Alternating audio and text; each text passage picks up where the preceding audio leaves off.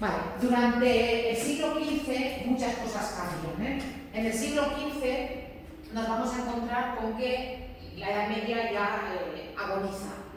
En el siglo XV nos vamos a encontrar con que la burguesía ya tiene mucha fuerza, ya tiene mucho poder económico, y aquel sistema feudal basado en el vasallaje y basado en la agricultura como prácticamente único medio de subsistencia económica va a cambiar. Ya va a haber ciudades importantes, va a haber personas ricas que no son señores feudales, sino que son personas que no tienen un título nobiliario, y además de todo eso, recordar, la peste negra en el siglo XIV ya ha hecho que la religión, aun siendo importante, en fin, cambie un poco la forma de ver el mundo, también la forma de ver la religión, y además de todo eso, Constantinopla cae en poder de los turcos.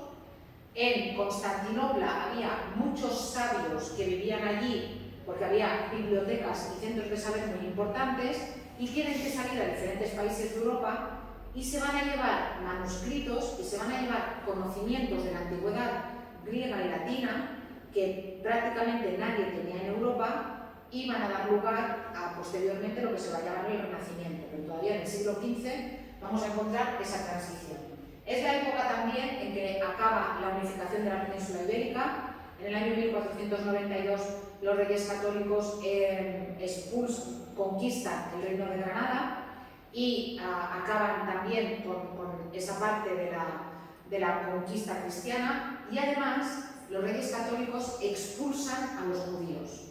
Y a partir de los reyes católicos, ser judío te puede costar la vida. Practicar la religión judía te puede costar la vida.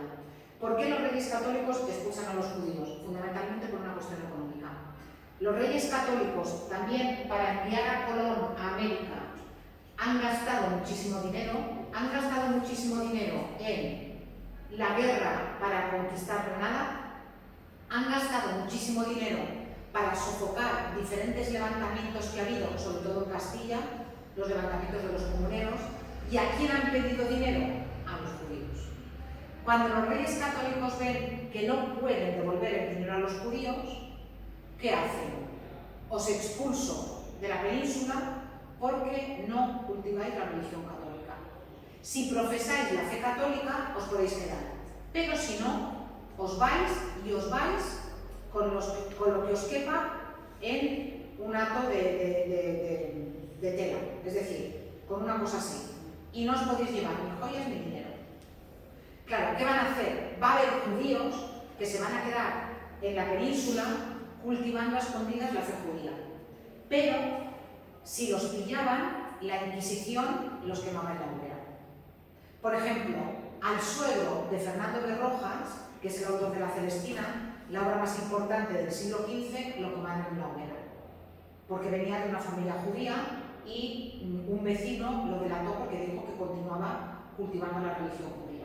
Pero ya os digo, detrás de todo eso, en realidad lo que hay es una cuestión económica. Los reyes católicos no podían devolver sus préstamos a los judíos, y la forma más fácil era echarlos de la península, y así no tengo que devolver el dinero. O sea, no es solamente un motivo religioso, en fin, esa era la excusa, pero detrás lo que hay es un motivo económico, ¿vale? Además de todo eso, como os he dicho, lo fundamental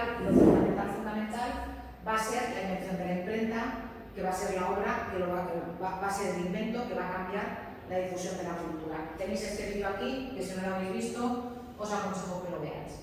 Dentro de todas las obras de la Edad Media, habíamos visto, o la mayoría de las obras de la Edad Media, todas en realidad, habíamos visto cómo no se discutía el poder feudal y cómo todavía veíamos unas relaciones de vasallaje que nos indicaban que la sociedad estaba formada por aquello que habíamos dicho que era la pirámide estamentaria. ¿Qué vamos a ver en La Celestina? La Celestina, que es la obra más importante del siglo XV en España, y que es una obra que representa muy bien el periodo de transición entre la Edad Media y el Renacimiento. En La Celestina vamos a encontrarnos con que los criados de los dos protagonistas ya no son vasallos de los dos protagonistas, sino que son criados pagados. Y son criados que lo que buscan es el máximo beneficio económico. y yo te sirvo porque tú me pagas, pero si alguien me paga más por traicionarte, me voy a ir con el que me paga más. Sí, vale, eso que sería la base de la sociedad capitalista, yo me voy con el que me paga, porque a mí me pagan no por ser vasallo, sino que me pagan por trabajar. Eso ya se ve muy bien en la Celestina. Por eso es una obra que, aunque tenga muchas cosas que son todavía medievales, es una obra en la que nos vamos a encontrar ya con muchos elementos que son elementos ya que anuncian el Renacimiento. Pensad también que la Celestina, la primera edición que se conserva, de la Celestina, no os lo he puesto aquí, la primera edición es de muy finales, sí que lo he puesto aquí, muy finales del siglo XV. De hecho, aunque aquí os ponga esta edición de Burgos, que es la que se conserva, parece ser que hubo una edición en 1492, ¿sí? Y ya existía la imprenta y la Celestina se difunde muy rápido, es una obra muy larga. Habría sido prácticamente imposible tener tantas copias si no se hubiera inventado la imprenta.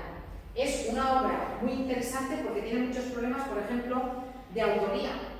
En realidad, en un poema que está escrito al inicio de la obra, se cuenta que el autor fue Fernando de Rojas, pero luego viene una introducción en la que Fernando de Rojas dice que él no escribió por completo la obra, sino que cuando él era estudiante en la Universidad de Salamanca, estudiaba leyes, hoy en día sería para ser abogado. Cuando Fernando de Rojas estudiaba en la Universidad de Salamanca, según él mismo cuenta en la introducción, hacían circular el primer acto de esta obra como el primer capítulo y solamente el primero. Y a él le gustó tanto que decidió continuarlo. Y el resto de la obra se supone que es suyo. ¿Qué ocurre? Que es tan similar el primer acto al resto de los actos que hay autores que lo ponen en duda, que dicen que probablemente todo es obra suya. Lo que pasa es que también hay que preguntarse por qué. Si es todo obra suya, ¿por qué lo oculta? Bueno, en cualquier caso, a mí me gustaría que leyerais esto, ¿sí?